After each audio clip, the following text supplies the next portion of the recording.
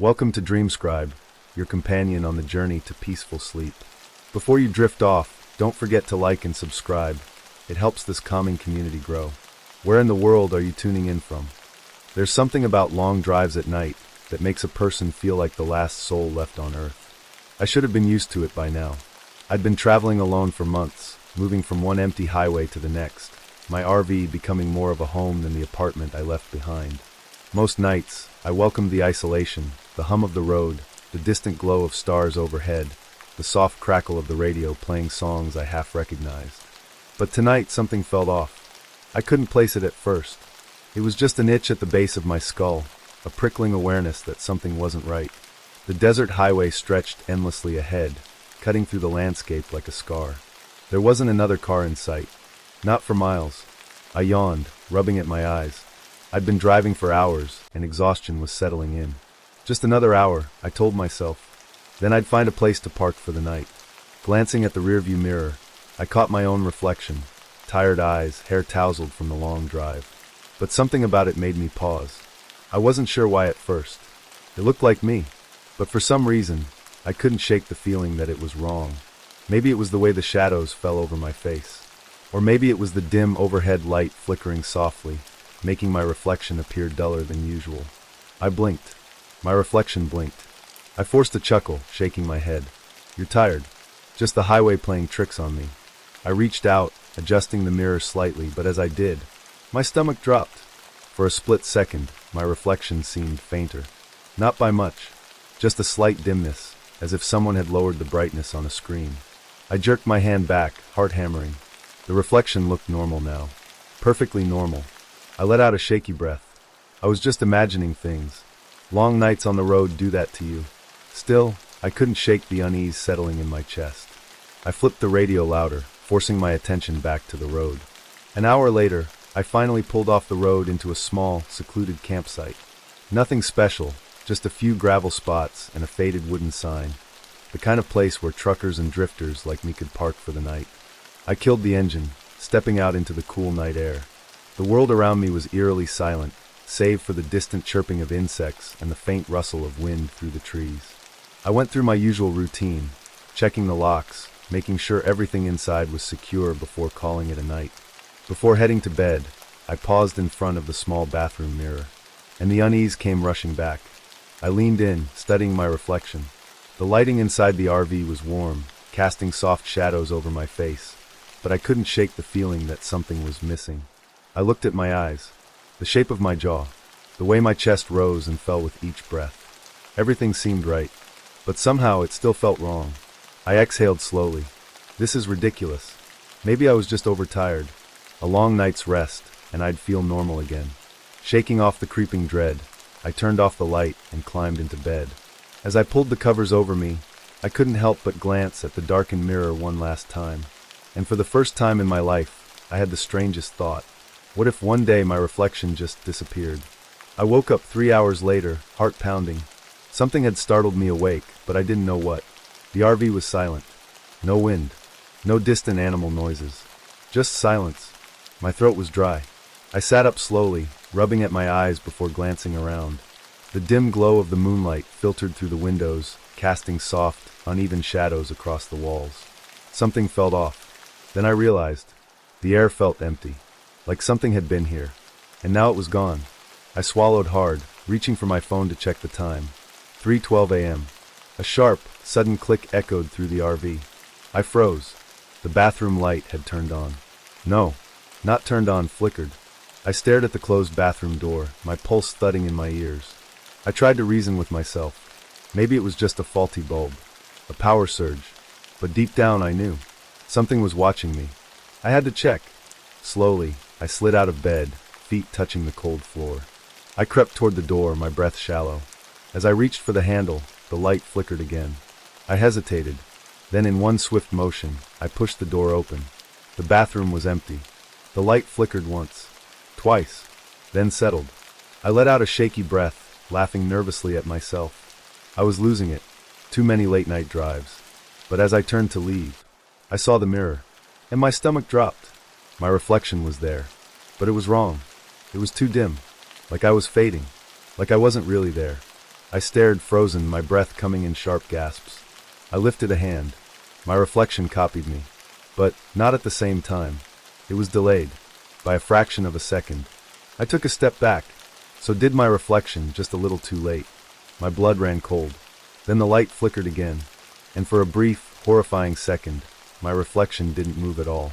I didn't sleep after that. I sat at the small RV table, hands wrapped around a cup of coffee, my eyes never leaving the darkened bathroom mirror. I couldn't explain it. I didn't want to try. I just wanted morning to come. At some point, exhaustion won out, and I must have dozed off. When I woke up, the sun was rising, and the mirror? It was normal again. My reflection was back, clear, defined. Had I imagined it? Had my mind played tricks on me? Maybe. But as I sat there, watching my reflection shift naturally with my movements, a terrifying thought settled in the back of my mind. What if it doesn't come back next time? A morning of unease. Morning should have brought relief. It didn't. Sunlight streamed through the RV windows, spilling across the small kitchenette and seating area. I sat there, staring into my lukewarm coffee, unable to shake the feeling from the night before. The mirror was fine now. My reflection was there. Normal. Solid. Whole. It moved with me, blinked when I blinked. No delay. No dimness. Maybe I'd just been overtired. That was the logical explanation, right? Sleep deprivation can do weird things to the brain.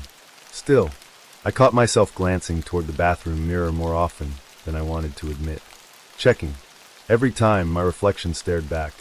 Unchanged. Unmoving except when I moved. But I didn't trust it. Not anymore.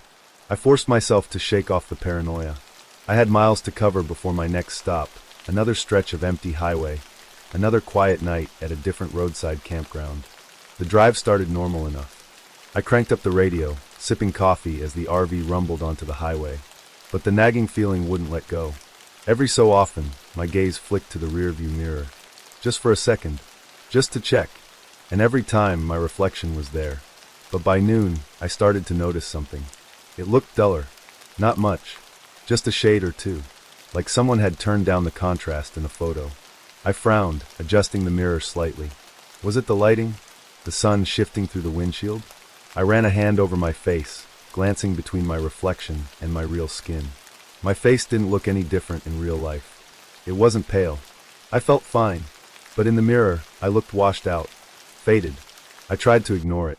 Told myself I was imagining things. I stopped for gas around 3 p.m. at a quiet roadside station. One of those old places with a flickering neon sign and a lone attendant behind the counter. I went inside to grab a snack and some water, forcing myself to act normal. When I stepped into the small restroom, I hesitated. There was a mirror above the sink. A different mirror. Not the RV's. I stepped in front of it, taking a deep breath before looking up. My reflection stared back. Normal. I let out a sigh of relief. See? It was just in my head.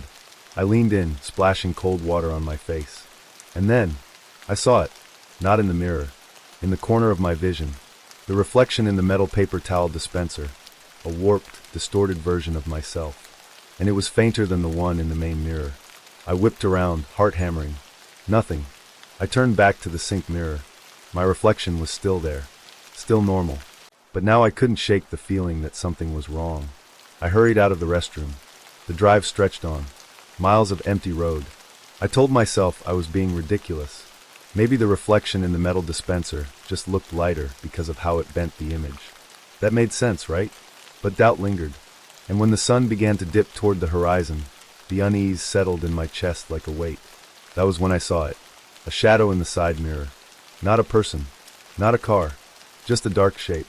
Like something was sitting in the passenger seat beside me. I snapped my head to the right, nothing. But when I looked back at the mirror, the shadow was still there. My breath hitched. I gripped the steering wheel, sweat beading at my temple. I forced myself to keep driving. I wasn't going to pull over. Not in the middle of nowhere. Not when the sun was setting. I glanced back at the mirror. The shadow was gone. But so was something else. My reflection was even fainter than before. I kept the lights on inside the RV that night. I triple-checked the locks. I avoided mirrors. Instead, I lay in bed, staring at the ceiling, trying to convince myself I wasn't going insane. This wasn't happening. It couldn't be. Mirrors don't just stop reflecting you properly. But I couldn't deny what I had seen. The dimming. The delays. The shadow in the mirror. I turned on my side, gripping the blankets. What if it kept getting worse? What if one day my reflection was just gone? I shut my eyes, forcing the thought away. But it stayed with me, long into the night. The next morning, I made a decision. I had to prove to myself that I wasn't imagining this. I took out my phone and opened the camera app. I switched it to selfie mode. Staring at the screen, I saw my face clear as day. No fading. No delay. I lifted a hand. My reflection followed immediately. I turned to the bathroom mirror. Same thing. Okay. Maybe I was just overreacting. Maybe I was psyching myself out. I exhaled, shutting the mirror cabinet. But just as I turned to leave, the mirror swung back open. I froze. I hadn't touched it. The air inside the RV felt suddenly still, like something had changed. The morning sunlight seemed duller. I slowly turned my head back toward the mirror, and I stopped breathing. The reflection was there, but it was barely visible, like a ghost of myself, almost transparent. I reached a shaking hand toward the glass, and my reflection did not. For the first time, it didn't move. I yanked my hand back, stumbling away from the mirror. My heart pounded against my ribs. This was real. This was happening, and I had no idea how to stop it. Fractured glass, fractured mind. I didn't sleep much. Every time I closed my eyes, I saw it, my reflection, fading like smoke. By morning, I was exhausted, but exhaustion didn't explain what I saw next. I stood in front of the RV's bathroom mirror, bracing myself. Yesterday, my reflection had been barely visible. Today, it was even weaker, almost hollow, like I was staring at a ghost version of myself. But that wasn't what made my stomach turn. It was the fractures. At first, I thought the mirror had cracked overnight. Thin hairline splits ran through the glass, snaking outward from where my face should be. But when I reached out, the mirror was smooth. The fractures were only in my reflection. I turned my head. The cracks shifted too, twisting over the faint outline of my face. I squeezed my eyes shut. This wasn't real. I tried taking a picture of the mirror with my phone, and my reflection was perfectly normal on the screen. I looked back at the mirror. Still cracked. Still fading. I dropped the phone and staggered backward. That was the moment I realized. The mirror wasn't broken. I wasn't staying in the RV another night. I threw on my jacket, grabbed my keys, and got the engine running within minutes. I just needed to keep moving. Maybe if I got somewhere crowded, a gas station, a town, anywhere with other people, I could reset my brain. I kept my eyes on the road, refusing to look at the mirrors. But the problem with reflections? They're everywhere. I caught glimpses of myself in the side window, in the shine of the speedometer glass, in the tiny reflection in my watch. Each time I looked weaker, more faded, more wrong. My breath hitched. I turned my wrist, staring at the watch face. The second hand was ticking normally. The numbers were clear. But my reflection? It wasn't blinking. I clenched my jaw, forcing myself to look away. Just get to a town. Get around people. This will stop. The next town was small, a single main street, a few diners, a motel. I pulled into a grocery store parking lot and just sat there, gripping the wheel. Daring myself to look, I adjusted the rearview mirror, and I went cold. There was nothing there. Not a faded version. Not a fractured one. No reflection at all. I shot my hand up, waving at the mirror. Nothing. I twisted around in my seat. I was still physically there. But the mirror didn't see me anymore. A wave of nausea rolled through my gut. I grabbed my phone and switched to selfie mode, praying my reflection was still somewhere. And it was. On the screen, I looked normal. Breathing heavily, I turned the camera toward the rearview mirror. But on my phone screen, the mirror was empty. I dropped the phone like it had burned me. I was shaking, my mind screaming for a rational explanation. Maybe the glass was just old. Defective? Maybe it was some kind of lighting trick. But I knew better. I had seen it disappear slowly, bit by bit, and now it was just gone. I forced myself out of the RV, my legs unsteady. I needed to see other people, talk to someone, anything to pull me back to reality. The grocery store was nearly empty. An old woman browsed the produce aisle, humming to herself. A cashier leaned against the counter, scrolling on his phone. I walked past a row of freezer doors, barely glancing at my reflection, until I saw something move. Not me. Something else. I froze. I wasn't reflected in the glass at all, but someone else was. A figure stood where I should have been. Tall. Skin too dark and featureless, like an ink blot. It turned its head, watching me. I stumbled back, slamming into a shelf of cereal boxes. The crash startled the cashier. "You okay, dude?"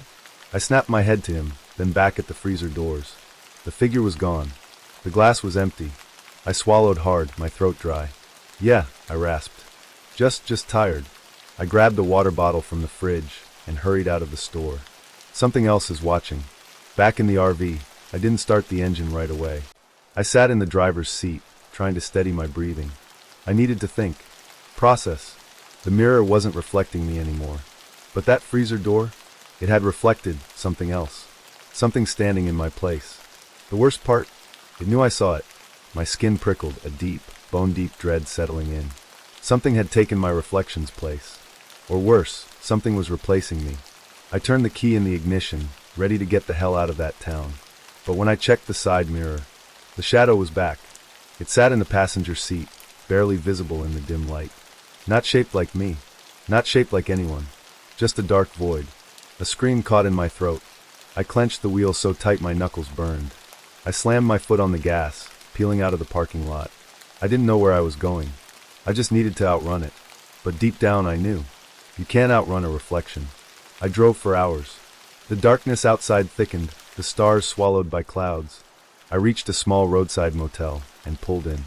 I wasn't spending another night in the RV. I needed a real bed, a normal mirror, something to prove I still existed. The motel room was basic, dim lamp, old TV, yellowed bathroom tiles. I forced myself to look into the bathroom mirror, and I almost cried with relief. I was there. No fading. No fractures. Just me. I let out a breath and leaned on the sink, gripping the porcelain like it was my last tether to reality. Maybe I just needed time away from the RV. Maybe that was the answer. I turned to leave, and the mirror shuddered, like a ripple in a pond. I snapped my gaze back. My reflection was fading, right before my eyes. This time, it didn't stop. It wasn't just dimming. It was being peeled away, like something was pulling it from the glass. I reached out, desperate to hold on, and for the first time, my reflection didn't move. It just stared, mouth slightly open, eyes wide and hollow. A silent, pleading look. Before it was gone, the mirror was empty. I stood there, shaking, and then slowly, something else moved in the glass. Not me. Something else. Something watching. And then very softly, it smiled. The stranger in the mirror. I didn't move. Didn't breathe. Couldn't. The mirror was empty. I should have seen myself. My own tired, panic-stricken face staring back at me. Instead, something else was watching. A shape standing in the same place I was, but wrong. Tall. Hollow. Familiar, yet alien. And then, it smiled. Not a normal smile. Not mine. A slow, too wide curl of lips, stretching too far, teeth too white, like a mask trying to mimic human expression. I stepped back, my legs nearly buckling. The figure didn't move, but I swear I could feel it leaning closer, like it was pressing against the glass, like it wanted to step through. I staggered out of the bathroom, my mind screaming at me to leave, run, burn that mirror to the ground. But I had nowhere to go.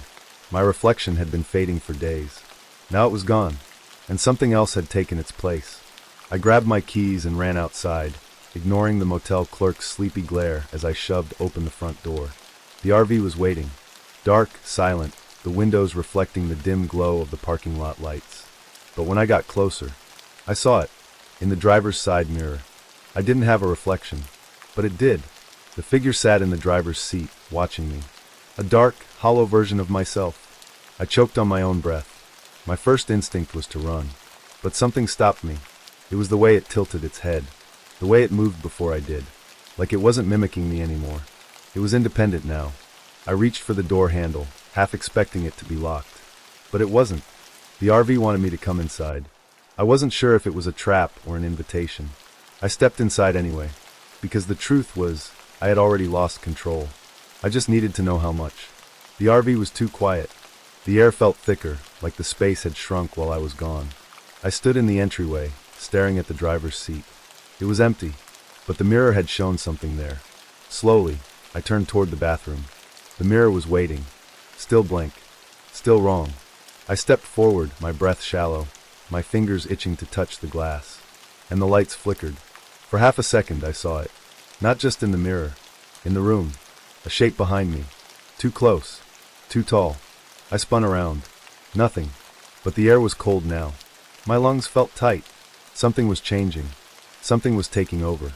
I stumbled back into the main cabin, gripping the counter for balance. The RV's small window reflected the inside of the vehicle. I risked a glance, and I felt my stomach drop. The shadow in the mirror was standing now. No longer sitting in the driver's seat. No longer waiting.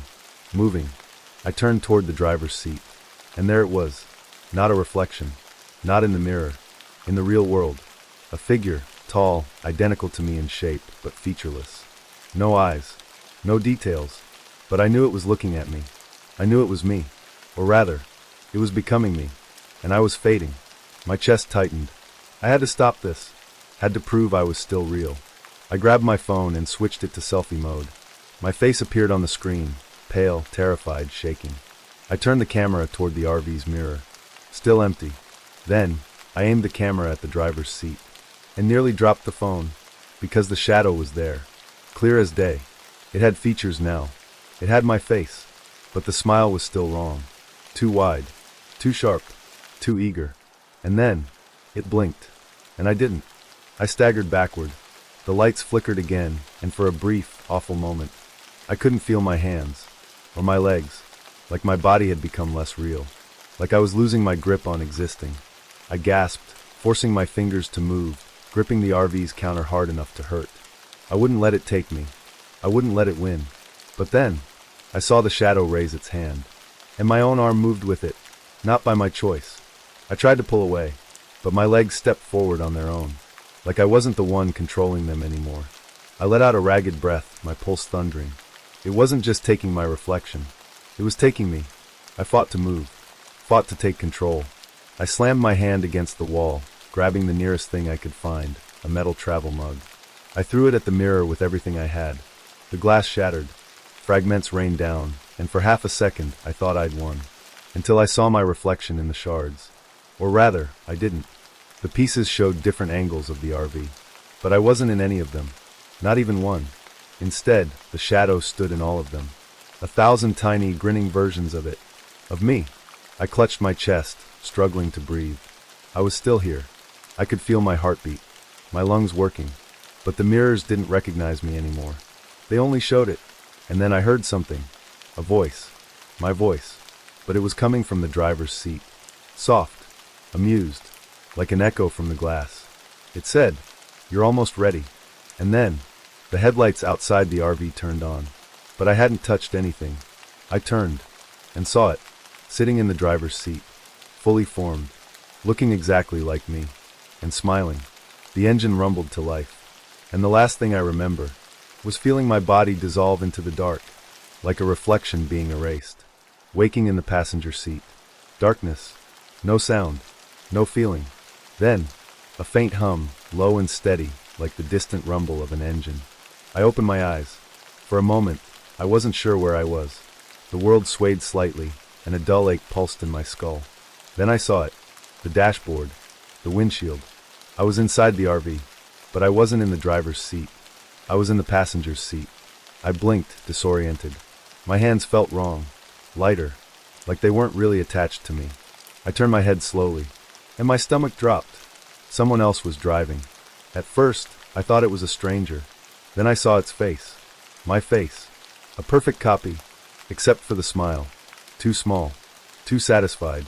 It turned to look at me, and said, "Get some rest. I'll take it from here." I lurched forward, my instinct to grab the wheel. But my hand passed right through it. Like I wasn't solid. Like I was just a shadow. Panic surged through me. I twisted in my seat, reaching for the door handle. My fingers slipped right through. Like mist. Like a reflection. I sucked in a breath, twisting back to the driver. It was watching me now, still smiling. "You should relax," it said in my exact voice. "I'll take care of everything." I shook my head. No, this isn't real. You're not. Not what? Its voice was calm, amused. Not real. Not you. It chuckled, eyes flicking to the windshield.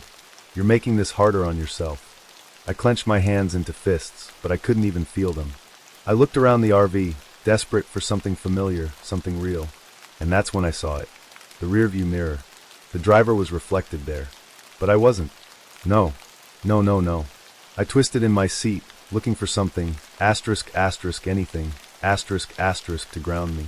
The side mirrors, the microwave door, the window glass. Everywhere I looked, the driver was reflected. But I wasn't. I didn't exist anymore. A cold pressure settled into my chest. A sickening, horrible realization. I turned back to the driver, my voice hoarse.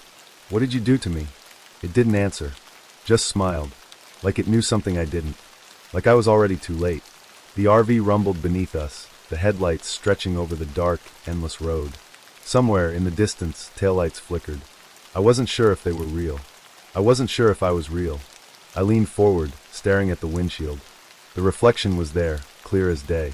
The driver, the dashboard, the road. But there was no reflection of me. I wasn't just fading. I was gone, erased, like I had never existed at all. The pressure in my chest built, suffocating me from the inside. I reached out, trembling, toward the rearview mirror, and the moment my fingers touched the glass, I felt myself being pulled in. I gasped. I was falling. No, sinking. Like being dragged into cold, dark water. The world warped, twisting around me. And suddenly, I was looking out, from inside the mirror. Everything felt wrong. Distant. Like I was watching a recording of my own life. I could still see the RV, the road, the dashboard, but there was a thin layer of glass separating me from it. And the driver, the thing wearing my face, was looking straight ahead. It wasn't worried. It wasn't panicking, because it had already won. I lifted my hands, but they weren't hands anymore, just shadows in the glass. I pressed against the mirror, trying to push through, but it was solid. A wall, a prison. I screamed, but the sound didn't leave the glass. It just echoed, bouncing back at me in warped, broken fragments. I looked at the driver again. It was humming softly, tapping its fingers against the wheel. Like this was just another drive, another routine trip. My stomach twisted, because I suddenly realized something. I wasn't the first. How many others had this thing replaced? How many drivers had faded away, trapped in mirrors while their reflections took their place? I tried to fight back, to scream, to punch, to shatter the glass. But I was part of it now, just another reflection in the endless road. I looked at the driver, desperate, begging. Please, I whispered. It finally turned its head, and for the first time, its face wasn't mine anymore. It was someone else's, some other lost soul. The eyes weren't familiar. The smile was. And then, it whispered back, it's your turn now. And with that, the glass swallowed me whole. Outside, the RV kept driving. The road stretched endlessly ahead. The reflection in the rearview mirror smiled. Not the driver's reflection. The passengers. And the headlights disappeared into the night. Next story. There's a strange comfort in being alone on the road. That's what I'd always told myself. Some people couldn't handle the solitude, couldn't stomach the idea of parking their home on wheels in the middle of nowhere, with nothing but the wind and the whisper of trees for company. Me? I lived for it. That night was no different. I had driven for hours through winding back roads before pulling into a secluded rest stop just outside of a small town I hadn't even caught the name of. It wasn't much, a cracked asphalt lot, a single flickering street lamp, and a few rusted picnic tables scattered under skeletal trees. But it was free, and more importantly, it was quiet. I parked the RV near the edge of the lot, facing the dense forest beyond. The nearest highway was a good half-mile away, meaning no noise, no distractions. Just me, my thoughts, and the gentle hum of the night. After locking up, I tossed my keys onto the small counter by the kitchenette and started my nightly routine. The inside of the RV was dimly lit, the warm glow from the overhead lights casting long shadows against the walls.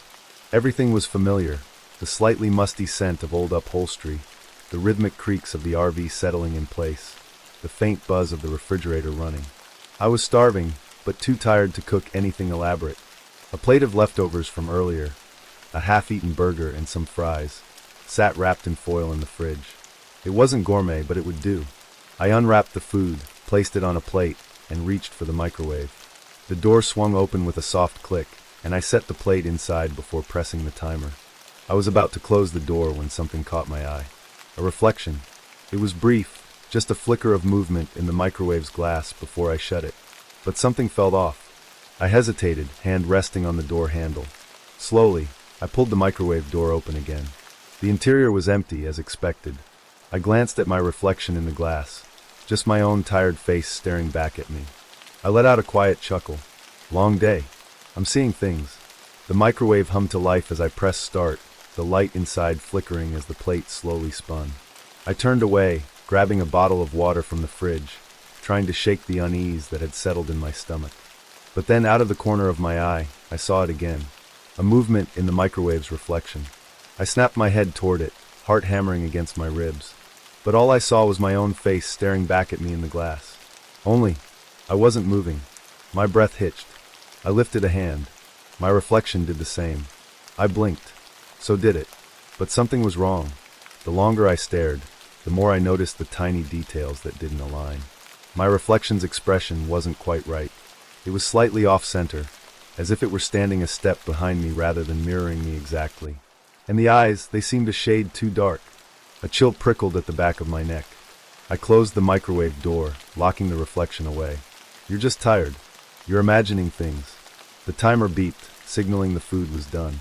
I hesitated before opening the door again, half expecting to see something wrong inside. But the food was there, steaming slightly, perfectly normal. Shaking my head, I grabbed my plate and sat down at the small fold-out table. The unease still clung to me, but I pushed it aside, telling myself it was just my imagination playing tricks on me. I ate in silence, the occasional creak of the RV settling the only sound besides my chewing. The wind outside had picked up slightly, making the trees sway and rustle. Every now and then, I caught myself glancing toward the microwave. The glass was dark now that the interior light was off, but I still felt like something was watching me. After finishing my meal, I cleaned up and went through my usual nighttime routine. Brushed teeth, locked the doors, checked the windows. I paused in front of the microwave before heading to bed. The overhead light cast a dim reflection across its surface. My own face, partially obscured by the darkness of the glass. I lifted a hand again. The reflection followed. See? Nothing's wrong. With a quiet scoff at myself, I turned off the lights and climbed into bed. The mattress creaked under my weight, the familiar comfort settling over me as I pulled the blanket up. Silence stretched through the RV, the only sounds the occasional groan of the wind against the metal exterior. Then, click. My stomach clenched. It was faint, a soft sound, like the latch of a door being undone. I held my breath, straining to listen. Nothing. Just the wind. I turned onto my side, forcing my eyes shut. It's just the RV settling. Relax. It took a while, but eventually sleep found me. At some point in the night, though, something woke me up. A strange feeling. A heavy, suffocating awareness, like I wasn't alone. My eyes flickered open.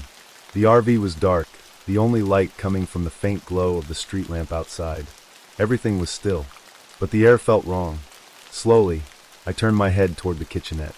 The microwave sat there, silent and unassuming. But something about it felt off. That was when I noticed it. The microwave door was slightly open. Not much, just a tiny crack, barely enough to see inside. But I hadn't left it open. A cold sweat broke out across my skin. My body refused to move, my breathing shallow as I stared at the small gap in the door. For a long moment, nothing happened. Then, a shift in the darkness of the glass. My reflection was still there. Even though I wasn't standing in front of it, I wanted to look away. I wanted to close my eyes and pretend I hadn't seen it. But my body was locked in place, my muscles frozen in pure, unfiltered fear. The reflection moved. Not fast, slowly, deliberately. Its mouth opened, and then, in a voice that sounded just like mine, it whispered, "Let me out." I barely slept. Even after the whisper faded, even after the RV remained silent, I lay in bed, frozen in place, ears straining for the slightest sound. My mind raced, searching for an explanation. Any explanation that didn't involve something unnatural. Maybe it had been a dream. Maybe I'd woken up in that strange, foggy space between sleep and wakefulness, my mind conjuring things that weren't really there. I'd heard of sleep paralysis before, hallucinations that felt terrifyingly real. Yes, that had to be it. When the first rays of morning sunlight crept through the curtains, I finally allowed myself to move. The microwave sat in the same place it always had, bathed in the dim golden glow of dawn. The door was closed. I swallowed. Had I imagined it open? Forcing myself to act normal, I swung my legs over the side of the bed and stretched. My body ached from how stiff I had been all night, my muscles tense with unease. I needed coffee, something to shake off the lingering dread. As I moved toward the kitchenette, my eyes flickered, just once, to the microwave. My reflection looked back at me. I hesitated. For a brief moment, I had the horrible thought that if I opened the door, something would reach out. Shaking my head, I grabbed my coffee mug and turned my back on the appliance. I wasn't going to let my own imagination ruin my morning. The day passed uneventfully, which helped ease the tension that had been gnawing at me. I spent the morning driving, enjoying the vast openness of the road. I even stopped in a small town to stock up on supplies, chatting briefly with the cashier at the general store, just for the comfort of human interaction. By the time I pulled into a new campsite for the night, I had almost convinced myself that nothing had actually happened. It was just paranoia, sleep deprivation, nothing more. I cooked dinner, flipped through an old paperback, and let myself relax. But the moment I got up to heat some leftovers, the unease returned. Because the microwave door was open again. Not wide open, just a tiny crack, exactly how it had been the night before. A prickle of ice trailed down my spine. I hadn't touched it. I was sure of that. I hesitated, then reached forward, gripping the door handle. Slowly, I pulled it open. The inside was empty. I let out a slow breath, pressing my palm against my forehead. I must have left it open. That's all. Trying to ignore the strange sense of déjà vu creeping into my bones, I placed my food inside and shut the door. As the microwave hummed to life, I turned away. And then I heard it. A faint tapping. I froze. The sound was coming from inside the microwave. No. I swallowed, gripping the edge of the counter. It was probably something shifting, just the plate inside rotating. But then I noticed something else. The tapping wasn't random. It was rhythmic, deliberate. It sounded like knuckles against glass. I turned around slowly, my throat dry. Through the microwave's darkened reflection, I saw it. A face. But it wasn't mine. It was blurry, indistinct, like someone standing just behind me, their features warped by the curved glass. I gasped and yanked the microwave door open. The tapping stopped instantly. The microwave was empty. The only thing inside was my food. I staggered back, my pulse pounding in my ears. This wasn't just in my head. I didn't eat that night. I barely moved, sitting stiffly at the small table, my body humming with tension. I kept my eyes away from the kitchenette, away from the dark glass reflection that still seemed to hum with its own presence. Something was wrong. I had always been comfortable alone on the road. But now, I felt a presence. Not like someone was breaking into my RV. Not like there was a real, physical threat. This was different. This was watching. Waiting. That night, I locked the RV door twice, stuffed towels under the cracks, and yanked the curtains shut. I even angled the kitchenette light away from the microwave, so I wouldn't see anything reflected in the glass. I lay in bed, blankets pulled up to my chin, and listened. Every sound made my skin crawl. The distant rustle of wind through the trees. The shifting of the RV's frame as it settled. And then, that soft, familiar click. I squeezed my eyes shut. I knew what I would see if I looked. The microwave door. Slightly open. By morning, my nerves were shot. I needed to get away, put distance between myself and whatever was happening. So I drove. I didn't stop. Didn't look at the microwave. I turned on the radio, blasted music, did everything I could to distract myself. The sun was high when I finally pulled into another remote parking lot. This one even emptier than the last. Good. I just needed some rest. I made coffee, took a deep breath, and finally forced myself to look at the microwave. It was closed. For the first time in days, I let out a relieved breath. Nothing happened last night. Maybe, just maybe, I had overreacted. I chuckled to myself, running a hand through my hair. It had to be stress. That's all. I grabbed my coffee, took a sip, and then the radio cut out. The music died with a sharp burst of static. For a split second, there was dead silence. Then, through the speakers, a whisper. Let me out. The cup slipped from my hands, coffee spilling across the counter. My entire body locked up as I stared at the radio in stunned horror. I scrambled forward, fumbling with the dial, but the whisper was gone. Only silence remained. I spun around, and the microwave door was open. A crack, just like before. Just waiting. I should have left. I should have turned the key in the ignition, slammed my foot on the gas, and never looked back. But the problem was, where would I even go? The thought of running felt ridiculous. What would I say? Something in my microwave is watching me? No. I just needed to calm down. Think logically. I grabbed a rag and mopped up the spilled coffee, trying to shake the crawling sensation at the base of my neck. It was just the radio. Just interference. Just a coincidence. Still, I kept my eyes firmly away from the microwave. I didn't want to see the door. Didn't want to check if it was open again.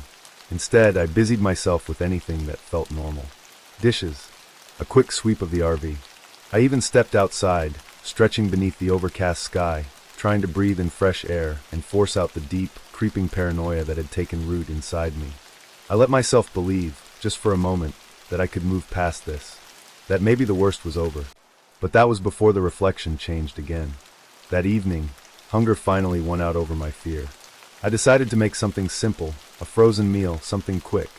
But when I reached for the microwave, my fingers froze inches from the handle. The door was shut. I could see my own reflection in the dark glass. Except, it wasn't my reflection. It took a moment for my mind to process it. At first, the person in the microwave looked just like me. Same tired face, same loose hoodie. But then something shifted. The eyes. The reflection's eyes weren't mine. They were too wide, too dark. And the mouth. My breath caught in my throat. The mouth was moving. My reflection's lips were moving, but mine weren't. I yanked my hand back. The glass surface of the microwave rippled, like disturbed water. Then the door swung open. A sharp click. The air inside the RV felt wrong. Too heavy. Too charged, like before a storm. I took a step back. Then another. The microwave stayed open. Something inside me screamed to slam it shut, to unplug it, to throw the damn thing out of the RV if I had to.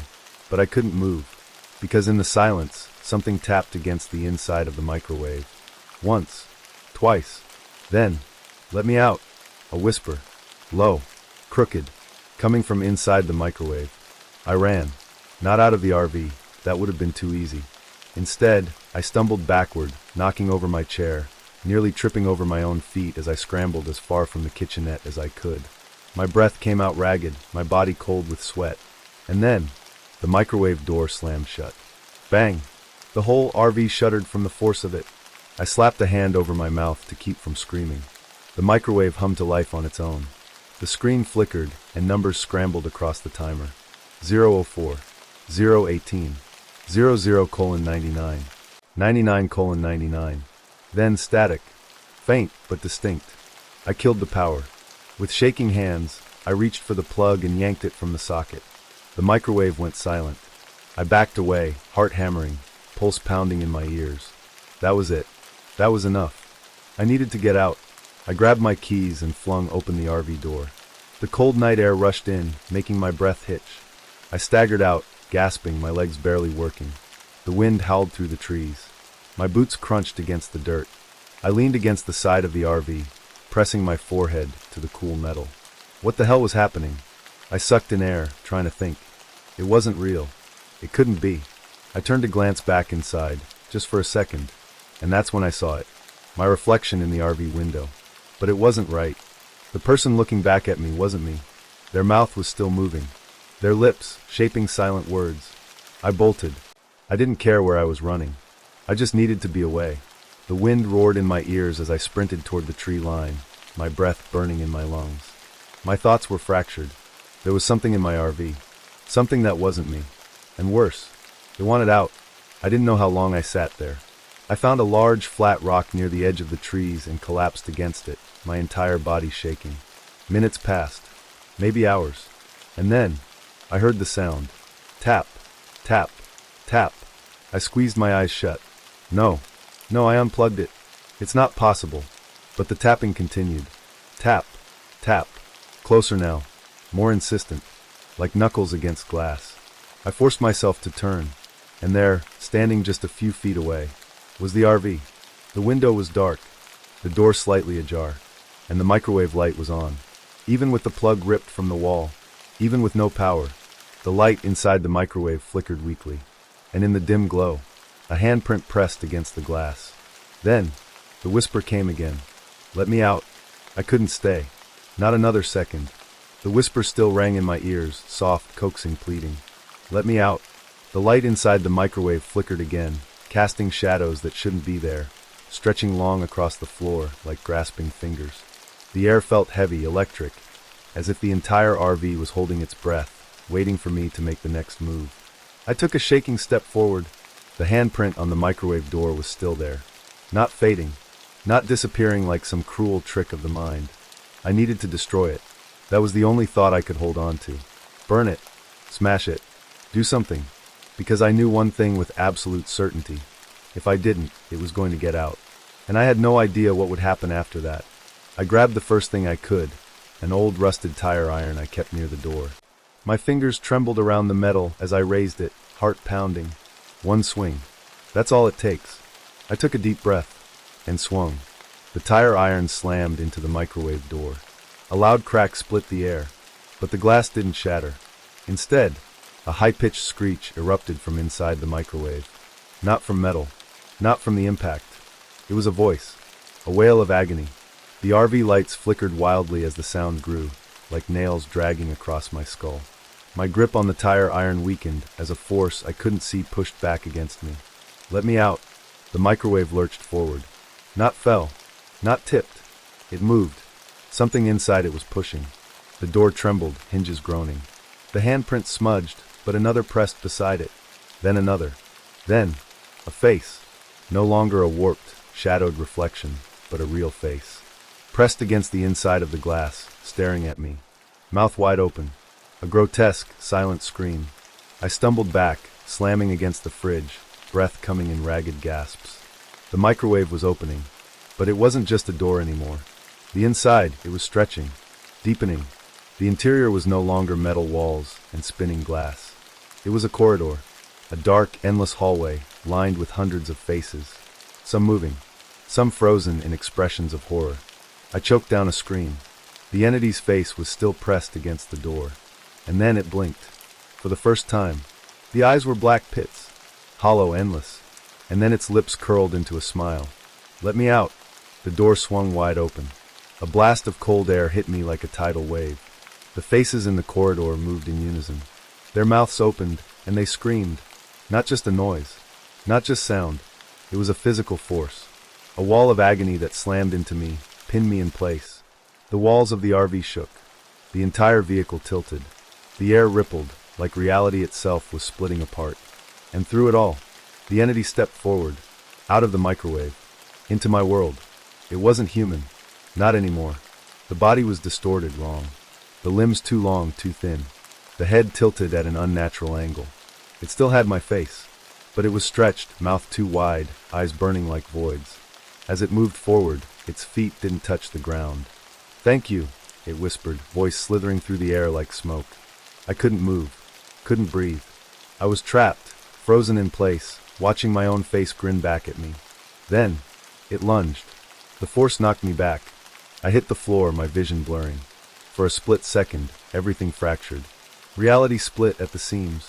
I saw myself, inside the microwave, pressing against the glass, mouth open in a silent scream. And then, I was somewhere else. The world felt wrong, like static, like I was stuck between channels. I turned, heart pounding, searching for anything familiar. And then I saw it, the RV. But it wasn't mine. It was different. The lights inside flickered dimly, casting shadows that shouldn't be there. The air around me was thick, heavy, suffocating. And then, I saw myself, inside the RV, standing, moving, living. The entity had taken my place. It turned, looked right at me, and smiled.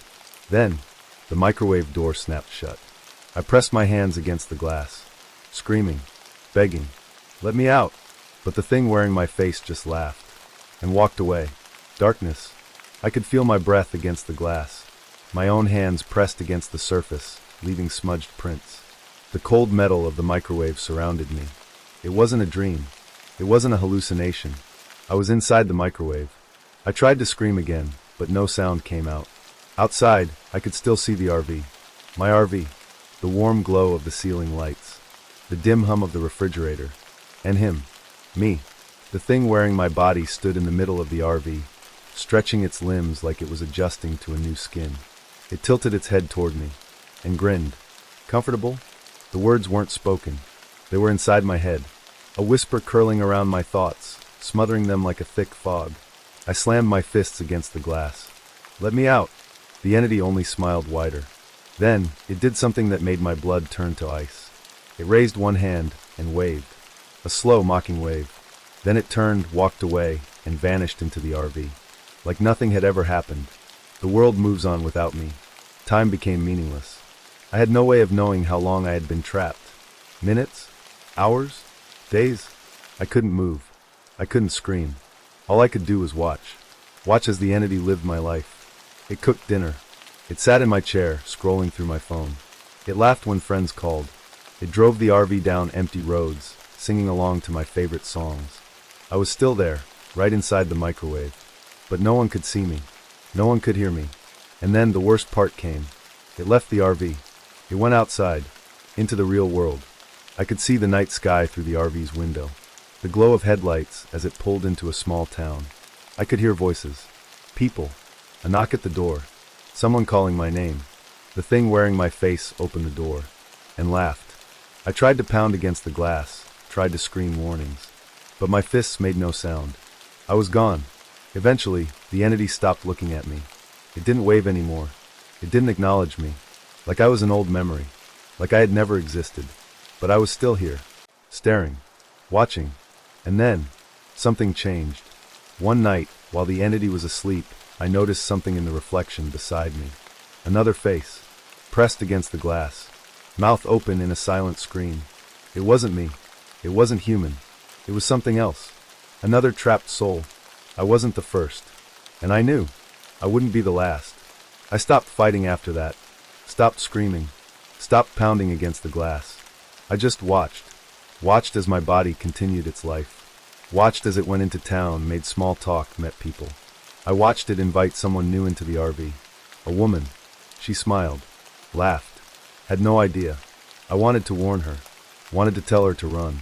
But the words died in my throat. She stepped inside. The microwave light flickered.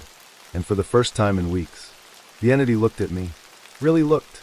It placed a hand against the microwave door. And grinned. Your turn. The microwave opened. And I felt it. A force pulling me forward. The other face beside me was gone. I was next. 5. The cycle continues. The last thing I saw before being yanked into the darkness was the woman's reflection in the microwave glass. She froze. Her eyes widened. And she whispered, "That's not your reflection." Then the microwave snapped shut. And I was gone. Next story. I never paid much attention to gas station receipts. They were just scraps of paper, something I'd crumple and shove into the glove compartment or toss in the trash as soon as I got back to my RV. But if I had known how much those receipts would come to haunt me, I would have burned the first one the moment I saw it. It started on an empty stretch of highway. I had been driving all day, weaving through desert roads that stretched endlessly ahead, their heat shimmering in the late afternoon sun. The gas gauge hovered just above empty, so when I spotted a rundown service station ahead, I pulled in without hesitation. The place looked like it had been there for decades, rusted gas pumps, a sun-faded sign, and a convenience store with flickering fluorescent lights. It was the kind of place that felt frozen in time, untouched by the modern world. The gas station attendant was an older man with sun-leathered skin, barely looking up as I stepped inside to pay. The register beeped, a receipt printed, and he handed it to me without a word. "Have a safe trip," he muttered, his voice dry like the desert air. I stuffed the receipt into my pocket, grabbed a bottle of water from the cooler, and stepped back into the RV. With a full tank and the sun dipping below the horizon, I felt that quiet satisfaction of being back on the road, my home rolling with me wherever I went. That night, I pulled into a secluded roadside rest stop, one of those places designed for truckers and late-night travelers who just needed a few hours of shut-eye before moving on. I locked the doors, drew the curtains, and settled in for the night. The hum of the RV's generator was a familiar comfort, a constant white noise that made the loneliness of the open road feel a little less empty. I woke up the next morning feeling well-rested, the golden light of dawn filtering through the curtains. It was shaping up to be another long day of driving, so I brewed a quick cup of coffee and grabbed my keys. But as I slid into the driver's seat, I noticed something strange. A receipt sat neatly on the dashboard. I frowned, picking it up. It looked identical to the one from the previous night. Same gas station, same total, same timestamp. But something was off. The date printed at the top was yesterday's date. That didn't make sense. I had already taken the receipt from the attendant when I paid. Had I somehow dropped it, and it ended up back here?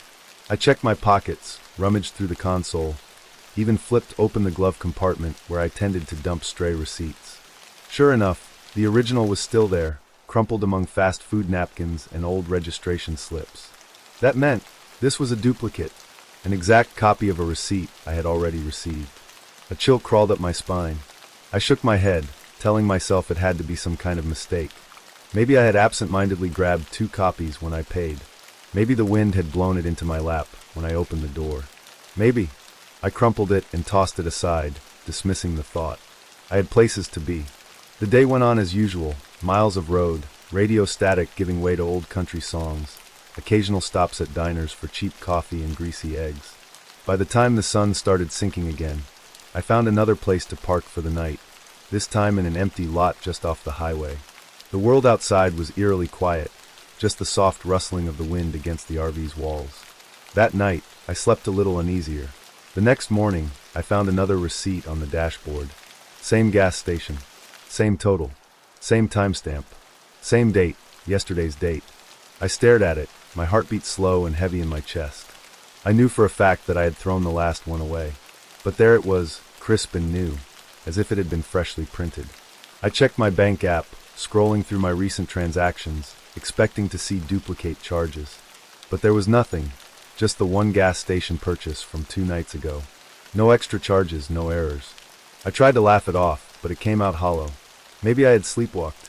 Maybe I had somehow retrieved it in my sleep and placed it on the dashboard without realizing it. Maybe. I shook my head and started driving. By now, the unease had settled in my bones. I kept glancing at the receipt, half expecting it to vanish before my eyes. I resisted the urge to check the rearview mirror too often, a creeping paranoia, making me wonder if I was truly alone in the RV. That night, I made a point to lock every door, every window, and even block the dashboard with a blanket.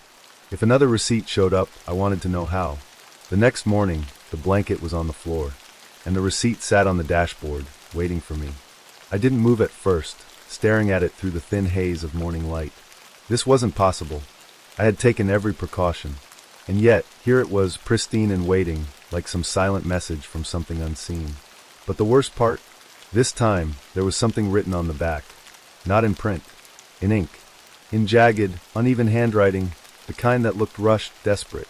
Not your first trip. Not your last. The RV suddenly felt suffocating. My skin prickled, my breath shallow. I had been alone this entire time. Hadn't I? The gas station receipt sat there, an invitation or a warning. And for the first time since I started my trip, I wasn't sure if I was the only one behind the wheel. This introduction establishes the slow-burn psychological horror tone, gradually building unease while keeping it grounded in realistic, relatable fears. The mystery begins with small, seemingly innocent oddities before spiraling into something deeply unsettling. Would you like any refinements or additions before we continue to the next section? The next morning, I woke up to the crisp scent of pine and the lingering chill of the night before. The forest around the RV was quiet, save for the occasional rustling of leaves as a light breeze passed through. The uneasy feeling from last night had settled into a dull weight in my stomach, something I could ignore but not quite shake. I stepped outside, stretching, my breath visible in the cold air. My first order of business was to check the gas gauge. Maybe I had fueled up last night and simply forgot. But as I turned the key in the ignition, the needle sat exactly where I had left it, just under half a tank. I frowned, pulling the crumpled receipt from my pocket. The timestamp read 8:37 p.m. Yesterday's date. The charge was for a full tank of gas. I knew for a fact I hadn't fueled up, hadn't even driven to a station. The thought gnawed at me as I stepped back inside and made coffee, trying to push it out of my mind. Maybe it was a system error at the pump. Maybe I had picked up an old receipt without realizing. The mind plays tricks, right? But when I checked my bank transactions on my phone, my stomach twisted. The charge was there, the exact amount listed on the receipt. I had paid for gas I never purchased. I tried to reason through it. Maybe the charge was pending from a previous stop. Maybe the station's system glitched and duplicated the purchase. It wasn't unheard of. I decided to call the station later to clear things up. The rest of the day went by uneventfully. I took a short hike, read a little, and enjoyed the solitude. By evening, I had almost convinced myself the gas receipt was just a clerical error. Then I stepped outside to stretch my legs and check my surroundings before nightfall. And there, sitting under my windshield wiper, was another gas receipt. I froze. My pulse thudded in my ears as I reached for it with a trembling hand. The receipt was exactly the same as the first. Same timestamp. Same date, yesterday. Same charge. But I had never left the campsite. A cold shiver ran down my spine. I hadn't been to any gas station today. I hadn't even started the RV. I hadn't moved from this spot. I glanced around the empty campsite, heart pounding. The nearest town was miles away. There was no one around, at least no one I could see. I hurried inside, locking the door behind me. I checked my bank account again. Another charge. 2 identical charges for gas I had never pumped. The air inside the RV felt suddenly stifling, heavy. My breathing was shallow, my skin cold despite the warmth of the cabin. I needed to figure this out. I needed logic. I spent the next hour looking up banking errors, credit card fraud, anything that could explain what was happening. But nothing quite matched my situation. Most fraudulent charges were for large amounts or online purchases. None of them were identical, recurring gas station transactions with matching timestamps. I decided to call the gas station. My hands were clammy as I dialed the number listed on the receipt. The line rang 3 times before a gruff voice answered. Yeah. I swallowed. Hi. I was at your station last night. I think there's been a mistake. I got a receipt for gas I never bought. Silence. Then the man spoke, his voice oddly slow. What's your name? I gave it to him. More silence. The sound of papers shuffling. Finally, he said, we don't have a record of that charge. I blinked. What? But I have the receipt. I was charged. No record of that name, that transaction. Not yesterday. Not today. You sure you got the right station? I double-checked the receipt. The name, address, and phone number all matched the station I had called. Yes, I'm sure. My voice wavered. I have 2 receipts. One from yesterday. One from today. Both say I bought gas at 8:37 p.m. But I never did. Silence again. Then the man exhaled sharply. Listen, kid. I don't know what kind of joke this is, but we close at 8 p.m. every night. My mouth went dry. What? We close at 8. His tone was firm now. Ain't nobody getting gas here after that. I sat there, gripping the phone, my mind scrambling for an explanation. Then the man muttered something under his breath. Not again. My blood ran cold. What did you just say? A sharp click. The line went dead. I sat there in stunned silence, gripping my phone so hard my fingers ached. Not again. That's what he had said. As if this had happened before. The logical part of my brain was struggling, fighting against the growing, gnawing dread in my stomach. I needed to get out of here. I decided I'd pack up in the morning and find a new place to camp, maybe even head to a motel for the night. But as the sun dipped below the horizon and darkness crept in, my nerves tightened. Every sound outside felt amplified, every shadow stretched just a little too long. I told myself it was just paranoia, that I was letting some weird receipts and a cryptic gas station worker get to me. Then, just as I was settling in for the night, there was a faint rustling sound outside. I froze listening. A quiet thud. Slowly, heart hammering, I reached for my flashlight and crept toward the door. My hand trembled as I unlocked it, cracked it open just an inch, and shone the beam outside. Nothing. Just trees and darkness. Then I saw it. A third receipt, tucked neatly under my windshield wiper. I slammed the door shut, locked it, and backed away, my breath coming in short gasps. No, this was impossible. I had been sitting right here. No one had come near the RV. And yet, there it was. I grabbed it, my hands shaking, and read it with wide, terrified eyes. 8:37 p.m. Yesterday's date. I dropped the slip of paper like it was burning me, stumbling backward until I hit the small kitchenette counter. My vision swam. Yesterday. Again. The date on my phone still read today. But the receipt. Somewhere in the woods, I thought I heard footsteps. Something was very, very wrong. I woke up with a start, the darkness inside the RV feeling heavier than usual. The night before had been plagued by uneasy dreams, flashes of headlights in the rearview mirror, the distorted hum of a gas station attendant's voice, and the endless crinkling sound of paper receipts. I couldn't remember when I had finally drifted off, but now that I was awake, a deep unease sat in my chest like a weight. I reached for my phone, checking the time, 3:17 a.m. Too early to be up, too late to fall back asleep. Something didn't feel right. The air inside the RV was stale, carrying a faint scent of gasoline, as if it had seeped into the very walls. My stomach twisted as I swung my legs over the bed and stood up. The floor was colder than usual beneath my bare feet. Something crinkled as I stepped forward. I looked down, my breath catching in my throat. A slip of paper lay on the floor, half crumpled where I had stepped on it. My hands trembled as I bent down and picked it up. It was a gas station receipt. Date, yesterday. Time, 9:45 p.m. Total, $63.17. I inhaled sharply, my heart pounding against my ribs. The same receipt. The same amount. The same date. This had to be some kind of mistake, some kind of cruel joke. But I was alone. There was no one in the RV but me. I shoved the receipt into my pocket and turned toward the door, needing fresh air, needing to clear my head. As I reached for the handle, I hesitated. Through the small window, I saw something. The gas station. It wasn't possible. I had parked miles away from town the night before, deep in the woods, where no lights, no buildings, no stations should be in sight. And yet, there it was. The same rundown station I had visited 2 nights ago. The flickering neon open sign buzzed faintly in the distance, casting an eerie glow across the deserted pavement. The fuel pump stood still, ghostly figures in the dim light. But the station itself, it wasn't right. The way it stood there, misplaced, unreal, as if it had been waiting for me to wake up and notice it. A chill crept up my spine. I blinked. The gas station was gone. I stumbled back, my breathing shallow, my pulse hammering. My mind raced for an explanation, but nothing made sense. I had seen it. It had been right there, standing in the night like a mirage from some twisted reality. The RV suddenly felt too small, too suffocating. I needed to move, to leave. I grabbed my keys and slid into the driver's seat. The engine roared to life, but the fuel gauge... I gasped. It was full. I hadn't filled up since the night before. There was no way. The needle pointed straight to F, unwavering. I tried to shake the growing dread in my chest. Maybe I had just forgotten. Maybe I had filled up and didn't remember. Then why was the receipt still in my pocket? I yanked it out, my fingers fumbling as I stared at it. It wasn't the same. Date, today. Time, 9:45 p.m. Total, $63.17.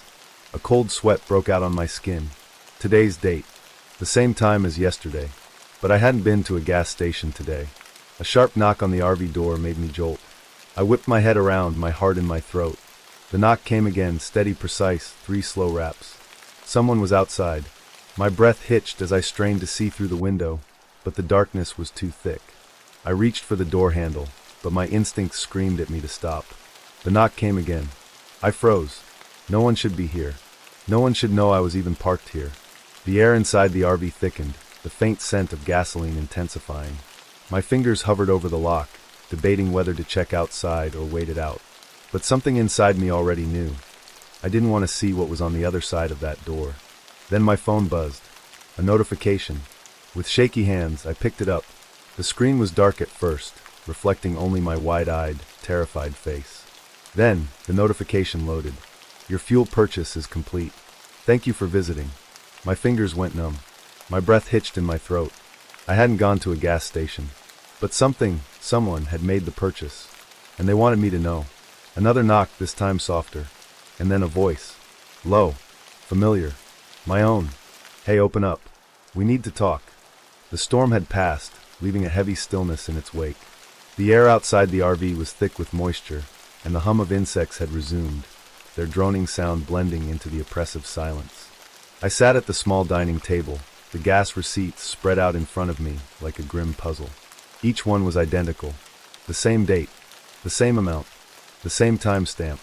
Yesterday, I had no memory of stopping for gas, no recollection of handing over my card or even pulling up to a pump. And yet, the evidence was undeniable.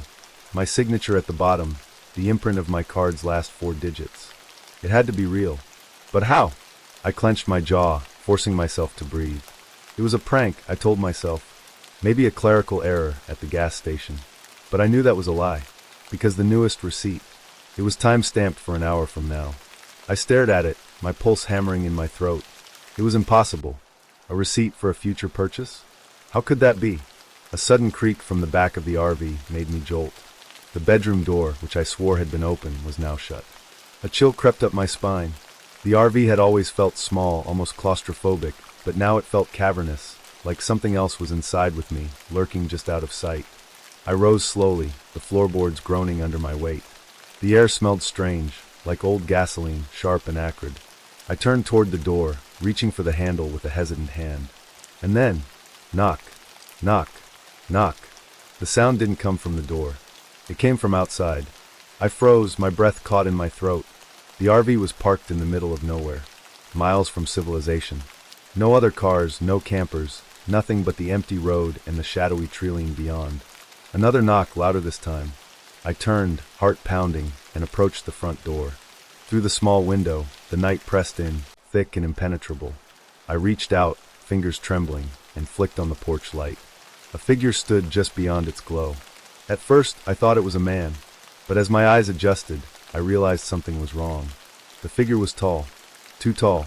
Its limbs were elongated, unnatural, draped in something that shifted like fabric but didn't quite move with the wind. It stood perfectly still, its head tilted ever so slightly. In its outstretched hand, it held something, a gas receipt, a fresh one. I staggered back, my mind screaming for me to run, to bolt the door, to do something, anything, but my feet wouldn't move. The figure took a step forward, and then another. The RV's walls seemed to close in, the space warping, the air thickening. The gas receipts on the table fluttered as if caught in a non-existent breeze. My vision blurred, and for a split second, I thought I saw movement in the reflection of the microwave door, a shadowy figure standing behind me. But when I turned, nothing. Another knock. This time from inside the RV. My body snapped into motion. I grabbed my keys, fumbling as I shoved them into the ignition. The engine roared to life, headlights cutting through the dark.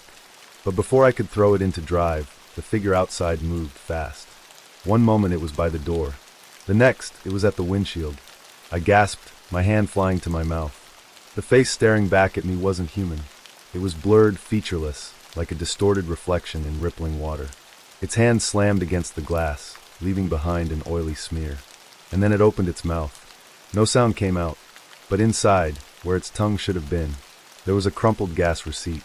I screamed, shoving the RV into gear and flooring it. The tires screeched against the asphalt, the massive vehicle lurching forward. The figure didn't move. It simply watched as I sped away, its shape growing smaller in the rearview mirror. But just as I thought I was safe, a voice crackled through the RV's speakers. "Thank you for your purchase. Please come again."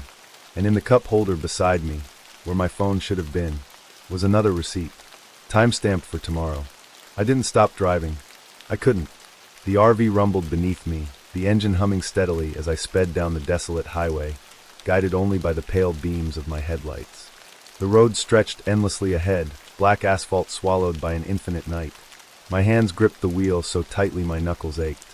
My heartbeat thundered in my ears, louder than the wind outside, louder than the soft static whispering through the RV's speakers. I glanced at the gas receipt still sitting in my cup holder. Date, tomorrow. Time, 3:15 a.m. Location, unknown. My mind rebelled against it, but the truth had already settled in my bones. No matter how far I drove, no matter how many times I threw the receipts away, they always returned. Always waiting. Always time-stamped for the next day. The worst part? I knew deep down that eventually one of those receipts would have a timestamp that hadn't happened yet. And this time, I wouldn't be able to escape it. The loop. The gas gauge on the dashboard was still full, just as it had been since the first receipt appeared. It never dropped. I had been driving for hours, yet the needle remained frozen in place, defying logic, defying reality. My stomach twisted. I reached for my phone, desperate for some kind of lifeline, but the screen was dead. No battery. No signal. Nothing. I was completely alone. Or so I thought. A flicker in the rearview mirror made my breath catch. A shadow, just for a split second. A shape shifting in the dim glow of the dashboard lights. I snapped my eyes back to the road. Don't look. Don't acknowledge it. But my pulse hammered as I fought against the suffocating certainty pressing down on me. Something was in the RV. The air grew heavy, thick with the scent of old gasoline, creeping in like an invisible fog. I tried to steady my breathing, to ignore the sensation of unseen eyes crawling over my skin. The receipts. They had been leading me somewhere. I had been so focused on escaping that I hadn't considered the real question. What happens when I reach the final receipt? And then the radio cut out. A long, piercing silence filled the cabin, thick as tar. And then, click, a voice. Distorted, Familiar. You're almost there. I slammed my foot on the brake. The RV screeched to a stop, the tires skidding violently against the empty road. My breath came in sharp, panicked gasps as my mind reeled. That voice. It was mine. The station. The highway stretched ahead, nothing but endless darkness in every direction. And then, headlights flickered in the distance. A gas station. The same gas station I had passed days ago. No, not days ago. Last night. It stood alone, a glowing beacon against the abyss of the night. The sign above the station buzzed weakly, its fluorescent light stuttering. I gripped the steering wheel, my breath shallow. I didn't remember turning around. But here I was. Something inside me screamed to keep driving, to floor the gas pedal and never look back. But I knew, that wasn't an option anymore. The receipts had brought me here. This was the destination. I stepped out of the RV, my legs weak, my hands trembling. The moment my foot touched the cracked pavement of the station, the lights flickered. A chill ran through me. The air smelled of rain-soaked asphalt and something deeper, something rotten, like old oil left to curdle in the heat. The door to the gas station stood open, welcoming me in. I swallowed hard, stepping inside. The store was empty, silent. The shelves were lined with dusty snacks and faded magazines. A single security camera blinked red above the counter, its lens fixed squarely on me. And then I saw it. The counter, the register, and the receipt printer. My heart stopped. A long roll of paper curled out from the machine, spilling onto the counter, then onto the floor. Dozens, hundreds, of receipts were printed in rapid succession, their ink still wet, timestamp after timestamp filling the page. I took a step closer. My breath hitched. They weren't random. They were all mine. Every single receipt I had ever received. And then, the final one printed. I watched as the ink formed the words. Date, now. Time, 3:15 a.m. Location, here. A cold sweat slicked my skin. And then the bell above the station door rang. Someone had entered behind me. Slowly I turned. My stomach dropped. It was me, standing there, drenched in rain, dirt smeared across my face. My clothes were torn, my eyes hollow, dark bruises circling them like deep shadows. The other me smiled, and held out a gas receipt. The final receipt. I staggered back, my breath coming in ragged gasps. The other me took a slow step forward, extending the receipt like a silent offering. I didn't want to touch it. I couldn't touch it, because I knew. The moment I took that receipt, everything would end. I would become him. The gas station clerk, the voice on the radio, the shadow in the mirror. I would be trapped in the cycle, just like the ones before me. And someone else would take my place. The receipts had never been about money. They were proof of existence. The escape that never was. I turned and bolted for the door. But the moment my fingers touched the handle, the world shattered. The walls ripped away, the ceiling caved in, and suddenly, I wasn't in the gas station anymore. I was back in the RV, sitting at the wheel, the receipt still in my cup holder, the engine still running, the gas gauge still full, and the next timestamp, tomorrow, 3:15 a.m. And then, a knock at the door. I didn't need to turn around to know who it was. I already knew what came next. I was part of the loop now, and soon someone else would be too.